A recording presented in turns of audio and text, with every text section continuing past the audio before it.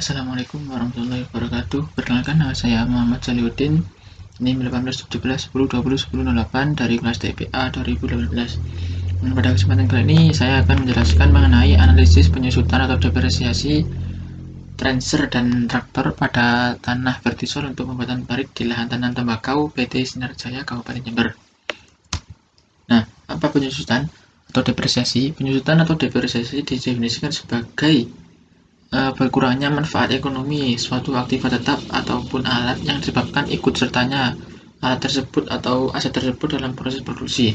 Hal ini akan mengakibatkan kapasitasnya semakin berkurang yang akhirnya secara teknis tidak dapat digunakan lagi. Nah, pada pembahasan kali ini kita akan membahas penyusutan atau depresiasi pada PT Sinar Jaya. Analisis yang dilakukan yaitu analisis pada alat trencher dan traktor. Untuk data awal yaitu harga alat awal sebesar 400 juta, nilai sisa pada tahun terakhir itu 40 juta, umur ekonomi selama 10 tahun, dan nilai bunga sebesar 10%. Perhitungan penyusutan atau depresiasi pada penjelasan kali ini dilakukan dengan 4 metode, yaitu metode straight line atau garis lurus, metode double declining balance, metode sum of your digit, dan metode keempat yaitu sinking fund. Nah, metode pertama yaitu metode straight line. Metode penyusutan garis lurus ini merupakan metode yang mempertimbangkan penyusutan sebagai fungsi dari waktu, bukan fungsi dari penggunaan. Atau dengan kata lain, beban penyusutan untuk tiap tahunnya nilainya sama besar dan tidak dipengaruhi dengan hasil ataupun output produksi menurut Widya Windaryani 2013. Nah, untuk rumus penyusutan metode garis lurus ini yang pertama ini DT sama dengan P min S dibagi N, di mana P merupakan besar ongkos awal dari aset, dan S merupakan nilai sisa, dan N merupakan umur aset. Sedangkan untuk nilai BVT atau nilai buku aset tiap tahunnya yaitu diperoleh dari nilai ongkos awal dikurangi tahun depresiasi dikali besarnya depresiasi pada tahun ke T. Begitu. Nah, ini untuk analisis hasil nilai depresiasi menggunakan metode garis lurus, di mana penyusutan tiap tahunnya sebesar 36 juta dengan harga awal pada tahun ke-0 400 juta, sehingga pada tahun ke-1 nilai 400 juta tersebut dikurangi 36 juta menjadi 364 juta, dan seterusnya dikurangi 36 juta sampai tahun ke-10 sehingga nilai aset akhir sebesar 40 juta sesuai dengan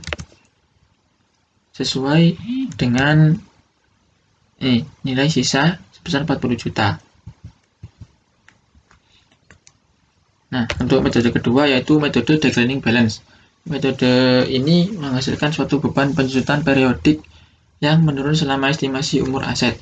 Pada hakikatnya metode ini sama dengan metode jumlah tahun, di mana biasanya beban penyusutan akan menurun setiap tahunnya. Beban penyusutan periodik dihitung dengan cara mengalihkan suatu tarif persentase konstan ke nilai buku aset telah lama atau mendekati estimasi nilai residunya. Biasanya penyusutan untuk tahun terakhir dari umur ekonomis aset harus disesuaikan agar nilai buku di akhir masa manfaat aset tetap mencerminkan persentase estimasi nilai residu menurut Sari 2018. Nah, untuk penyusutan DDB, rumusnya yaitu menggunakan rumus yang pertama, DT sama dengan D kecil dikali BVT, ataupun DT sama dengan D kecil dikali 1 min D pangkat T min 1 dikali B, dimana nilai D ini didapat dari 1 dikurangi nilai sisa dibagi nilai awal aset dikali 1/N. N ini merupakan tahun. Nah, untuk nilai buku pada akhir tahun ke T akan menjadi persamaan yaitu BVT, di mana BVT ini merupakan BVT min 1 dikurangi DT, ataupun ini rumus akhirnya BVT sama dengan 1 min D, di mana P ongkos awal dari aset yang bersangkutan, BVT nilai buku aset, dan D kecil tingkat depresiasi yang ditetapkan. Sedangkan T merupakan tahun ke berapa depresiasi tersebut, dan BVT min 1 merupakan nilai buku aset pada akhir tahun sebelum T min 1. Nah, ini merupakan hasil analisis nilai depresiasi menggunakan metode DDB, di mana nilai D kecil sebesar 0,2057. Nah, dari rumus DT ini, nilai D kecil dikali BVT-1, sehingga nilai DT diperoleh dari 400 juta dikali 0,2057 menghasilkan 80.268.706 rupiah. Nah, untuk perhitungan BVT, nilai aset pada tahun awal dikurangi nilai penyusutan. Terus seperti itu. Jadi untuk tahun kedua 0,2057 dikali 317 juta 731.294 rupiah, dan seterusnya seperti itu sampai ke bawah, sehingga pada tahun ke-10 diperoleh penyusutan sebesar 10.357.016 rupiah.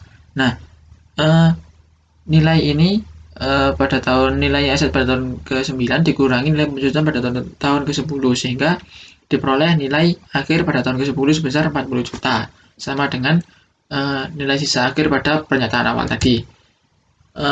Metode ketiga yaitu metode sum of year digit, di mana metode ini menghasilkan beban penyusutan yang menurun setiap tahun berikutnya. Perhitungannya dilakukan dengan mengalihkan suatu seri pecahan ke nilai perolehan aset yang dapat disusutkan. Besarnya nilai perolehan aset yang dapat disusutkan adalah selisih antara harga perolehan aset dengan estimasi nilai residunya, di mana unsur pembilang dari pecahan ini merupakan angka tahun yang diurutkan secara berlawanan atau jumlah angka tahun dari tahun ke-1 sampai ke-10 menurut Sari 2018. Nah, secara matematis, besaran nilai depresiasi dapat dihitung menggunakan rumus ini. DT sama dengan N - T dibagi YD, di mana N merupakan masa umur atau umur pakai aset, dan T merupakan tahun keberapa depresiasi itu dihitung, dan YD merupakan jumlah tahun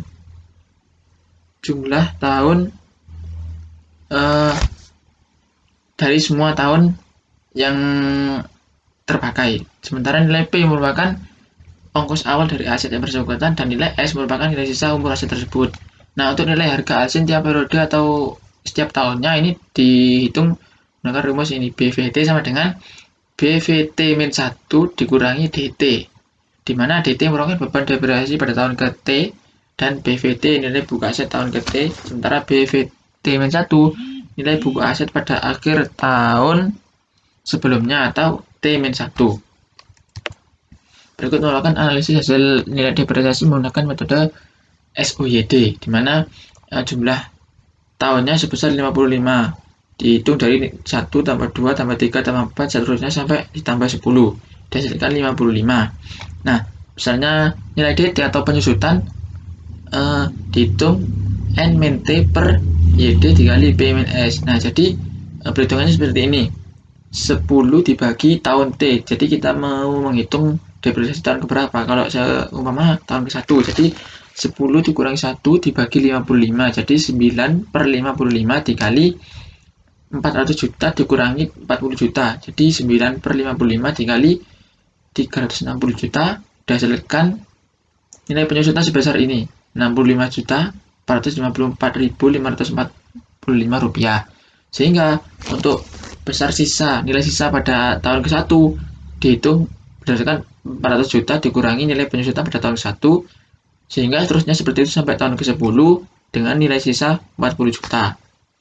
Nah, untuk metode terakhir yaitu menggunakan metode sinking fund atau SF. Metode sinking fund adalah suatu metode yang mengasumsikan bahwa penurunan nilai suatu aset semakin cepat dari suatu saat ke saat berikutnya.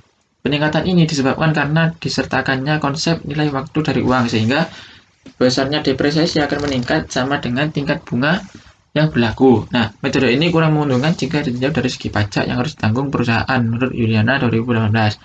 Nah, untuk segi pajak ini karena nanti akan dijelaskan mengapa kurang menguntungkan dalam segi pajak setelah melihat grafiknya. Dengan nilai depresiasi pada penyusutan sinking fund yaitu dihitung berdasarkan rumus ini. A sama dengan DT sama dengan D kecil dikali F per A nilai I persen dan T. Dengan nilai D kecil diperoleh dari persamaan P min S dikali A per F I bunga dan N tahun, di mana P merupakan ongkos awal, nilai S merupakan nilai sisa dari aset, I persen merupakan suku bunga, N merupakan tahun suku bunga ke T, dan T merupakan tahun angka tahun, dan DT merupakan beban depresiasi pada tahun ke T.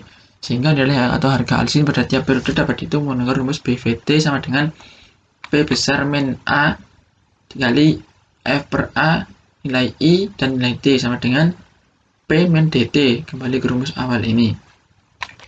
Nah, jadi P merupakan ongkos awal, I persen merupakan suku bunga, N merupakan tahun suku bunga ke T, A merupakan nilai patokan depresiasi, T merupakan angka tahun. Nah, ini merupakan analisis hasil nilai depresiasi menggunakan metode sinking fund. Dan pada metode ini nilai D dicari dengan rumus ini P min E, sehingga nilai P aset awal itu 400 juta dikurangi 40 juta, jadi kan 360 juta dikali nilai A per F, nilai ketetapan ini dikali bunga dan nilai N nanti dicari pada tabel ketetapan, sehingga nanti didapatkan koefisien, lalu 360 juta dikali nilai koefisien tersebut dihasilkan nilai 22.588.342 rupiah. Nah, jadi nilai depresiasi pada tahun pertama sebesar itu tersebut. Nah, jadi untuk nilai akhir aset tahun pertama itu dicari dengan 400 juta dikurangi nilai 22.588.342 rupiah, sehingga terusnya sampai ke bawah. Nah, nanti pada tahun ke 10 didapatkan nilai hasil nilai akhir sebesar 40 juta. Nah, ini merupakan kesimpulan ataupun hasil akhir dari 4 metode tersebut, di mana yang garis lurus ini merupakan straight line, dan yang kurva melengkung ini merupakan sinking fund, dan dua kurva melengkung ke bawah ini merupakan double declining balance dan SOYD. Nah, di mana yang straight line ini menghasilkan garis yang lurus karena nilai penyusutan tiap tahunnya dianggap sama dan tidak dipengaruhi oleh faktor lain, sehingga tiap tahunnya dikurangi dengan nilai yang sama sehingga menghasilkan garis yang lurus. Nah, untuk sinking fund ini menghasilkan kurva yang melengkung. Itu sebabnya tadi metode ini kurang menguntungkan dalam segi pajak karena nilai asetnya masih cukup besar, sehingga tanggungan pajak yang harus dibayar juga cukup besar. Nah, dua metode yang dengan kurva melengkung ke bawah ini merupakan double declining balance dan SOYD, di mana nilai aset, penyusutan aset pada awal-awal tahun cukup besar. Nah, ini dibuktikan dengan kurva yang langsung melengkung ke bawah dan terus lebih mengecil pada tahun-tahun selanjutnya. Mungkin itu kesimpulan dari 4 metode yang digunakan dalam analisis depresiasi pada PT Sinar Jaya kali ini, dan cukup sekian mungkin apa yang bisa saya sampaikan. Terima kasih atas perhatiannya, mohon maaf atas segala kesalahan. Wassalamualaikum warahmatullahi wabarakatuh.